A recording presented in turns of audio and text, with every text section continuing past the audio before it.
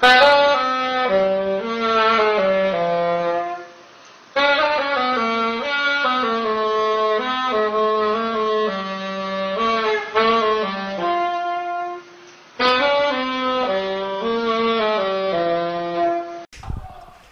for joining us this week on the program, folks. In one corner, we have Osyris, a young, up-and-coming grappler that I've heard a lot of great things about. And this man, from the scouting reports I've read, is quite truly a beast. In the other, we have a tub of shit that used to be Shane Douglas. Ladies and gentlemen, the franchise Shane Douglas, who some of you might remember being at the helm of the first Extreme Rising debacle, has miraculously gotten the day off from stocking shelves at Target for this match. As the match begins, I want to ask Frank and the rest of our crack production crew to play a video message that came in just before airtime concerning this match.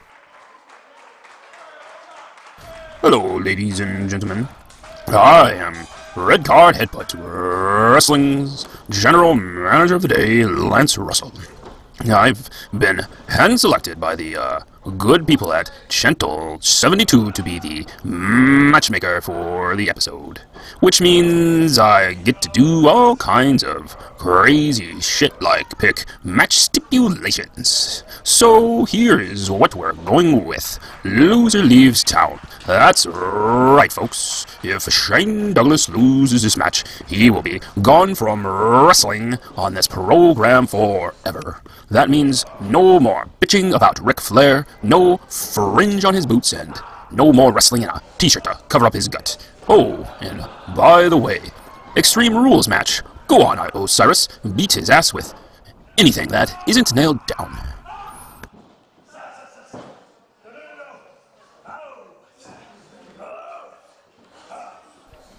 Wow, folks, that guy made Jack Tunney sound like he'd sucked down a whole kilo of cocaine in comparison. With all this craziness we now have to sort out, we're going to have to take a brief commercial break. Despite all of your begging and pleading, we will be back right after this message. It's time to pick up your copy of the OSWP 500, the hilarious new book written and illustrated by Dre and the Black Cat that ranks the top 500 wrestlers discussed on the Old School Wrestling Podcast. You can also pick up your copy of the first 50-episode box set, or the Season 2 box set with episodes 51 to 75. Both box sets feature 2 never-heard-before episodes that are exclusively available on the Collector's Edition box sets. And don't forget the posters of original artwork created just for the fans of the Old School Wrestling Podcast. That's FlairShop.com. Yeah, Frank, personally, I don't give a damn if the show is canceled. What? Folks, we are back, and this Extreme Rules match was certainly taken to the mile during the commercial break. Shane started stocking shelves with reckless abandon, forgetting for a moment which one of his jobs he was at. Osyris has been beating the franchise from pillar to post, and the only way he could be getting a beating any worse right now is if he would have kept his job as a public school teacher. The franchise definitely looking the worse for wear, and personally, I don't like his chances one bit. Douglas has picked up a weapon of some kind, and dear God, you know your career has gone downhill when one day you were the ECW World Heavyweight Champion, and the next you're scouring for weapons on the same bench the kids tie their shoes on after class. Frank, this has got to be a goddamn joker. I mean, that's the cameraman. Look, I specifically said I wanted no skullets on our production staff.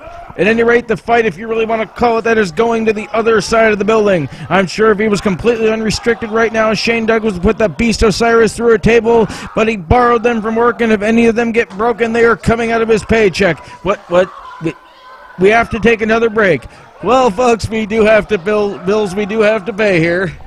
The tape machines are rolling, and if a decision is reached, we will show it to you when we get back. This is the Mighty Hobo, 27.5-time Hobo Camp champ, and you're watching Red Card Headbutt. Folks, we're back, and Douglas is in the corner adjusting his medicated insoles, and oh my God! A 300-plus pound freight train named Osyris just squashed Douglas in the corner, has just readjusted several of his internal organs. Shane Douglas has got to be done for now. That's it. That is it. No more franchise. No more bad promos in his car done via iPhone.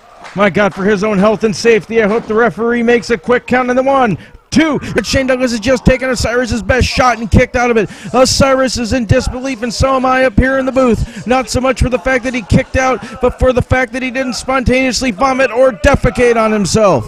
Personally, I can't believe the referee is still going to allow this match to continue. Shane Douglas with some shots, and this may just be the last stand for Shane Douglas here on Red Card Headbutt. He's calling for a chair, and one can only wonder what he's going to do with it. I'm assuming he's going to get an oxygen tank, sit down, and take a few deep inhales.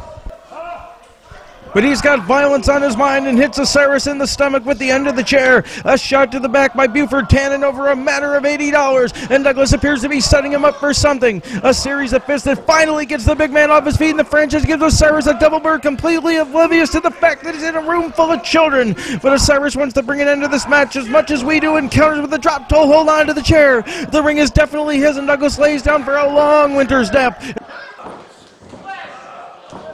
As Osiris clears the ring and looks to be aiming high and going for the ropes. Folks, if he's planning on doing what I think he's planning on doing, there's definitely going to be a cleanup on aisle 7 for Shane Douglas.